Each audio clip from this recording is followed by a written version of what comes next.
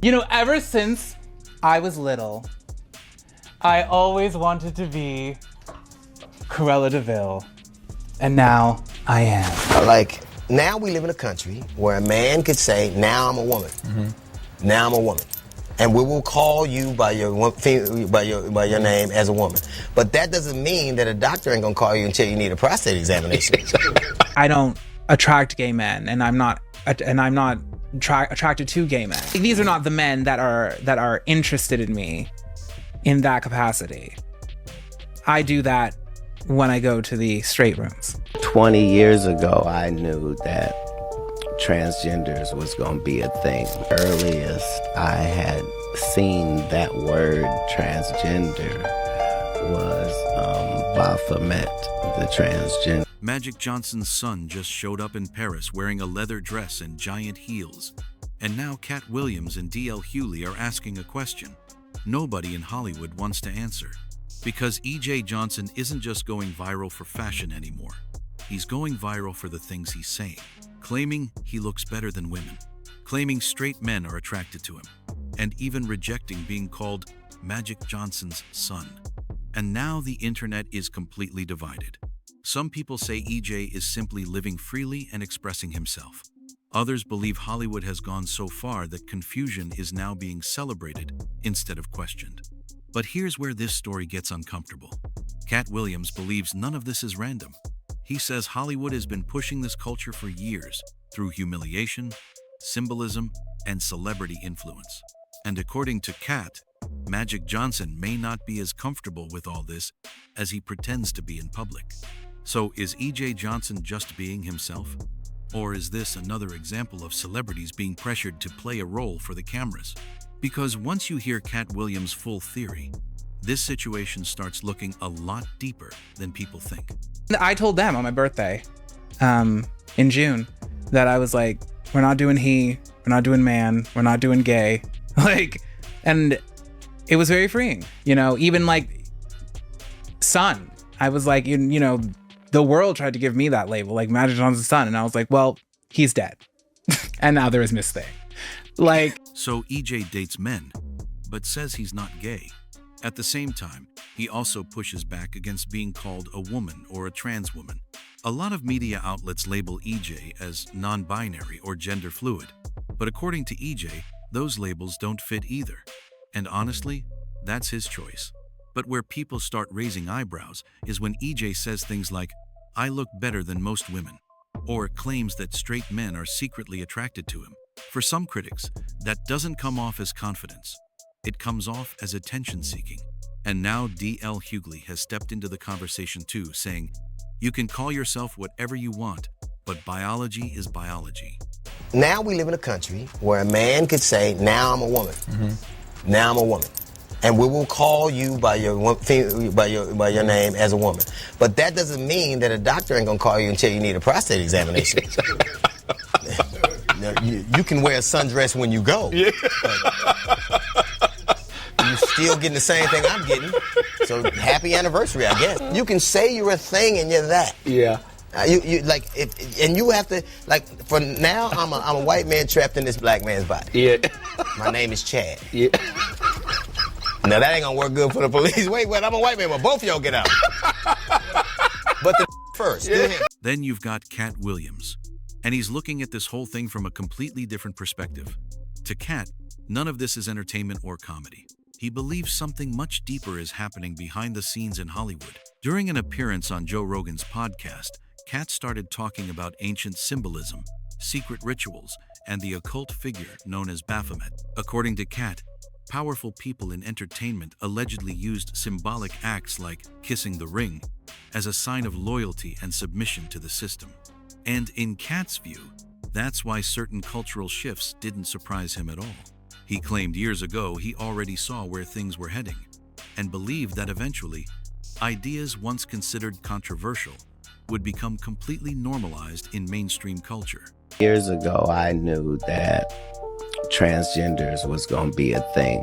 It wasn't because I was a prophet. It's just I had gotten so much information that I understood that things are secular. So I understood that the earliest I had seen that word transgender was Baphomet, the transgender. And so I knew that in the ritual of Baphomet, the transgender, to show allegiance to him, you had to kiss his ass ring.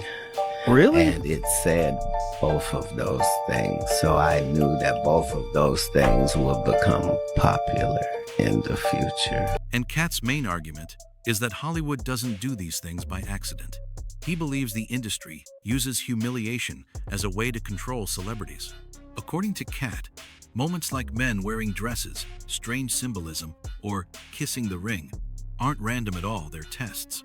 In his view, once a celebrity agrees to do something that damages their image or goes against who they used to be, they've crossed a line. At that point, the industry knows they're willing to do whatever it takes to stay famous. And once that happens, walking away becomes almost impossible. Because if you ever speak out, the same system that built you up can tear you down overnight. So instead, people stay quiet, keep playing the role, and keep collecting the rewards. And Katt believes this goes way beyond just one celebrity. Because when you look around Hollywood today, more and more celebrity children seem connected to these conversations around gender identity. And statistically, people online point out that the numbers appear much higher in celebrity circles than in everyday life. That's why some people take Katt's theory even further. They argue that if the industry really does pressure celebrities behind the scenes, then their families, especially their kids, would naturally grow up surrounded by that same environment. Backstage access, private parties, industry elites, it becomes their normal from childhood. And for certain celebrities, especially former athletes or old-school public figures, people think it creates an uncomfortable situation. Publicly, they smile for interviews, post supportive messages, and say all the right things. But critics believe that behind the scenes, the emotions may be far more complicated, which brings people back to Magic Johnson. To the public, Magic has always represented confidence, charisma, success, one of the most respected athletes of all time, a basketball icon, businessman, and cultural legend. But then there's EJ, outspoken, flamboyant, wearing designer dresses, makeup, heels, and openly saying he dates straight men. And every time Magic speaks publicly, he says he fully supports his son. I was so happy for him and happy for us as parents. And we love him. And EJ is amazing. And so you gotta... But some viewers believe Magic's body language tells a different story. In interviews about EJ, people notice moments where he seems uncomfortable, avoiding eye contact, pausing before answers, or sounding careful with his words. To critics, it doesn't always feel completely natural. Young gay men or young ladies who are lesbian, they're afraid to tell their parents. Just like I want my son EJ to talk to me about everything. I want my son Andre to talk to me, my daughter Elisa, and that's what it's about.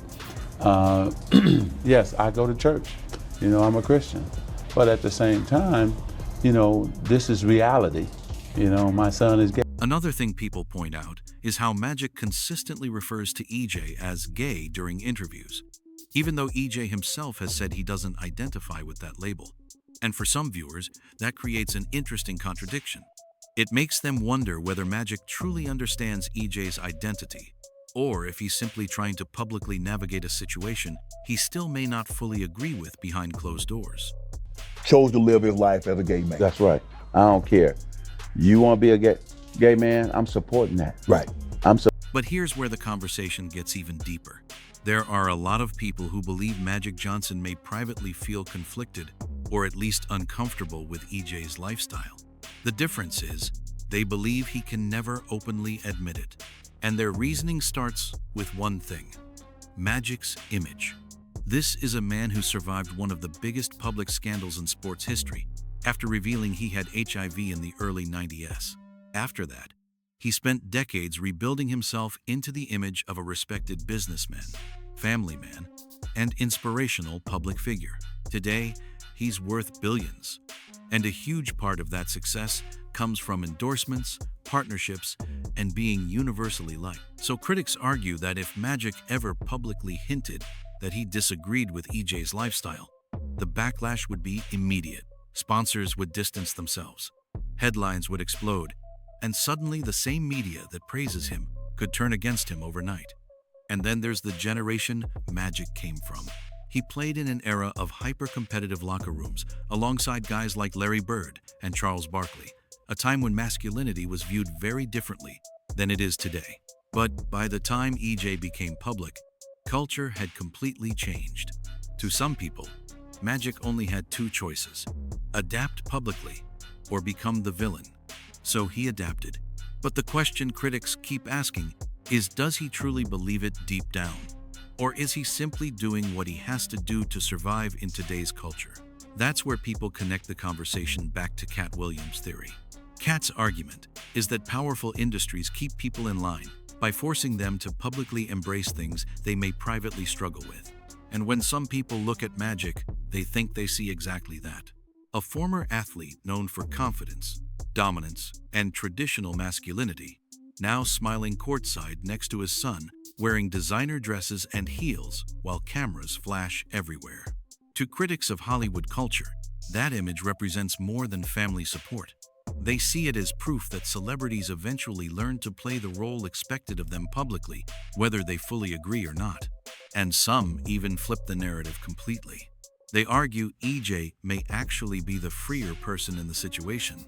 EJ gets to live openly, gain attention, build a brand, and express himself however he wants. Meanwhile, they believe Magic has to constantly measure every word, suppress his real feelings, and protect the image he spent decades building. And according to these critics, it doesn't stop with Magic Johnson. They point to a larger pattern involving older male celebrities, especially athletes and entertainers who grew up in an era where being emotional or different was heavily mocked, now publicly navigating children with non-traditional identities. Marlon Wayans often gets brought into that conversation too. His child Kai identifies as trans, and while Marlon has publicly shown support, some viewers notice moments in interviews where he seems emotional or uncertain, almost like he's still trying to fully process everything in real time. Is your daughter now? My child's 23. Okay. 24 now. Okay. And this was happening when they were 22, 23. And for me, like, that's the let go time. That's like you're your own person now. Yeah.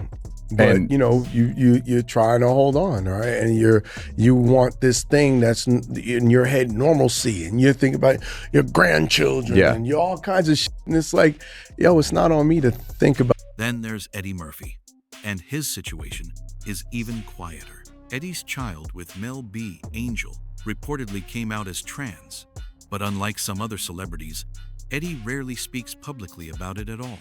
And because of that silence, some people started asking questions.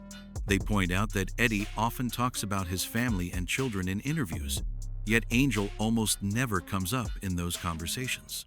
Now, supporters would argue that Eddie simply values privacy and doesn't feel the need to discuss personal family matters publicly. But critics see it differently. They wonder if the silence itself says more than words ever could. Then you have someone like Dwyane Wade, who went in the complete opposite direction by becoming extremely vocal in support of his daughter Zaya. Public interviews, speeches, social media posts, he's made it a huge part of his public image. And for some people online, that level of visibility almost feels excessive, like he's trying extra hard to prove something to the world. This conversation is not the entire conversation with us. This is 10% of our relationship. Right. We have just conversation about anything. Yeah. Chicken fingers, French fries, like. Remember our conversation on mustard? Yeah, mustard. Like, you know what I mean? Like, I don't want people to think that every time that Zaya and I sit down and have, this daddy-daughter time, and I tell you guys all the time, I always create moments with my village for my people, right? Especially my kids. I'm gonna find these. And that's what makes this conversation so controversial. These are men who built their entire reputations around toughness, confidence, swagger, and old-school masculinity. But now they're living in a culture where even staying silent for too long can spark backlash online. So the real question becomes, are these celebrities genuinely evolving with the times? Or are they simply adapting publicly because they know the cost of saying the wrong thing? And when it comes to Magic Johnson and EJ specifically, people seem completely divided. Some believe Magic truly loves and accepts his son no matter what. Others think there's a major difference between public support and private feelings. Then, of course, there's Katt Williams' theory, the idea that Hollywood pressures celebrities into publicly conforming to cultural expectations behind the scenes. Some people dismiss it completely as conspiracy talk. Others believe there may be at least some truth hidden underneath it. But what do you think? Do you believe Magic genuinely accepts EJ? Or do you think there's more happening behind the scenes than people realize? And what's your opinion on Katt Williams' claims about Hollywood culture? Drop your thoughts in the comments and check out the next video on your screen right now.